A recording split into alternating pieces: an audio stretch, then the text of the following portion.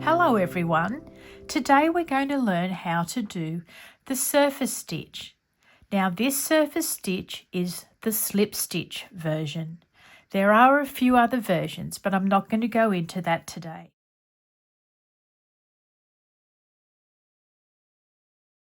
Once we have our slip stitch on our hook, we're going to pop the hook around the first stitch, yarn over, pulling it through, and then pulling it through the loop that is already on your hook. So that's another slip stitch. Now you can see how awkward this is. So I'm going to turn my work. How we've made a slip stitch around our first stitch.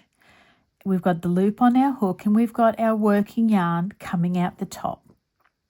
What we need to do next is pop our hook around the back, bring it up to the front, yarn over, pull your loop down behind the stitch, and pulling it up, you'll have 2 loops on your hook. Then you bring the left hand loop through the right hand one. So let's go again. Pop your hook under the next stitch, yarn over, pull your loop around the stitch, and then pull that left loop through the one on the right. Let's keep going along and I'll give you a better view. So yarn over, pulling it around behind the stitch, pulling that left stitch through the one on the right. Now we go hook around the stitch, yarn over, pulling the loop through, now the left loop through the right. Hook under the stitch, yarn over, pulling the loop through, now pulling the left loop through the right. Hook under the stitch, yarn over, pulling your loop through, now left loop through the right. Hook, loop, pull it through, left loop under the right. We have started creating our slip stitch that stays on the surface of the fabric, and I'll show you the back too. Once I get going on this slip stitch, I pick it up in my hands and you can spread your work out further and you'll be able to see better where you need to work into. So popping the hook under the next stitch, yarn over, pulling the loop through, now the left loop through the right loop. Hook under the stitch, yarn over, pull your stitch through, left loop under the right. Now this loop here, which is your running stitch, I tend to try and make it just that little bit looser than you think you'll need, so that the surface stitch doesn't become tight and all scrunched up. All right, hook under, loop over, pull the loop through, then left loop under the right. Hook, loop, yarn under, pull through. Just like that. It's not as hard as it may seem. And I absolutely love the effect. There we go. This time I'm going to show you on some crochet fabric that doesn't have neat and orderly stitches.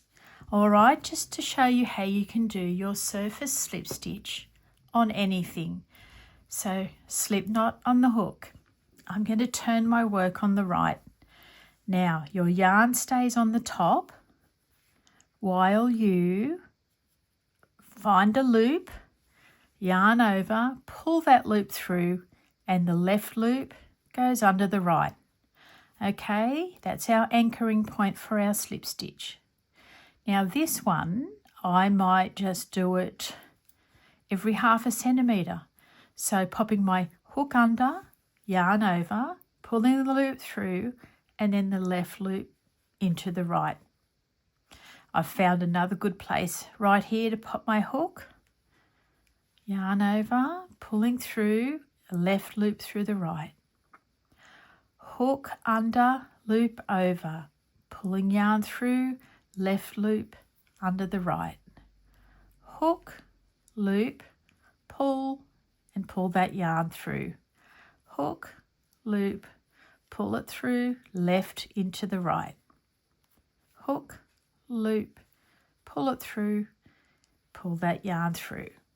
And you can see here, it may not be as neat as the other one, but we are making a slip stitch. Some people will use this to write names and numbers on their crochet work, or you can use the single crochet surface stitch, which might have a little bit more effect because it's that little bit bulkier. But today we're just going with our slip stitch surface crochet.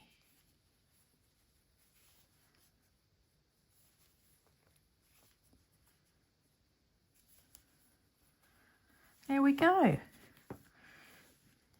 We're done. Now I'll show you what to do at the end of your row. We'll just finish off here. That's 1, 2, 3 and 4. Then you just snip off the end of your yarn, pull up the loop, grab your needle, pop your yarn end on the end of the needle, and then just take that yarn end down through to the back of your work. Okay, then it looks nice and neat like that. Then you can darn your yarn end in and out of the back of the surface stitch as such.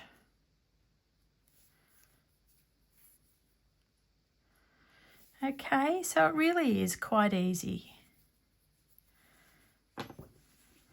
And there we have it.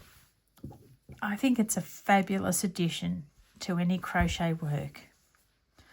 Hope you enjoyed that tutorial. I'll see you all again really soon. Bye for now.